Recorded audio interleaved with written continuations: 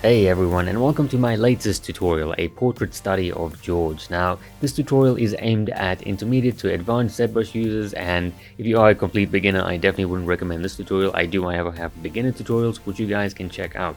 But what we will be covering in this tutorial, the first part will be going through some anatomy, right, just some basic anatomy just to get you guys up to speed to what we're doing, and after that we will move on to ZBrush where we will block in and sculpt and detail the portrait. Now we'll also go through some pitfalls and areas to be wary of within the sculpt, right, because portraiture and facial sculpting can be quite the challenge. And after that, what we will do is we will head over to the second part in Blender, and over here we will set up the lighting so we can render our portrait study. Now over here we'll just go through some lighting setup and some basic Blender setup and rendering setups, just so I have you guys on the same page just for rendering and lighting.